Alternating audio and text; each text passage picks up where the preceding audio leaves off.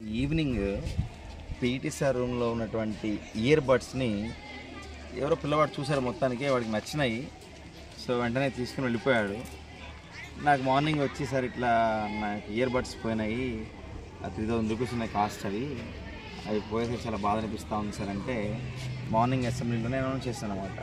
Announce చేస్తూ 2-3 మంచి మాటలు చెప్పినాము.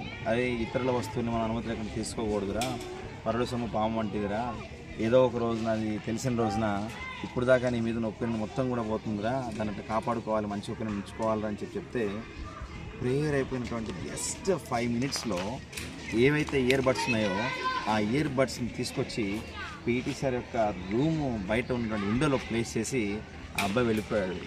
సో వెంటనే నాకు పీటీ సార్ ఆ ఫోటో పంపించారనమాట, అట్లా పెట్టి వెళ్ళిన ఫోటోని. నేను చాలా హ్యాపీగా ఫీల్ అయ్యాను అనమాట.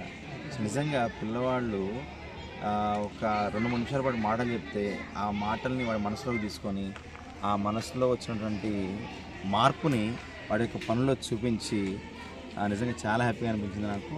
సో పీటీ సార్ మొత్తానికి 3,000 రూపాయల ఇయర్ బడ్స్ పిల్లవాడు తీసుకొచ్చి అక్కడ ప్లేస్ చేయడం జరిగింది. సో రియల్లీ గ్రేట్ అనమాట.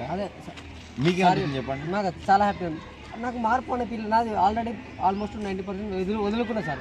దొరికాయి, అయిపోయింది కథ. లాస్ట్ ఒక ప్రయత్నం సార్ మీకు చెప్పాను, సార్ గారు ఒకసారి మీరు అనౌన్స్ చేయండి సార్, ఒక చివరి ప్రయత్నం చేద్దాం సార్, ఒకవేళ మాటతో ఇస్తాడు, లేకుంటే వదిలేద్దాం అనుకున్నాను నేను కూడా సార్.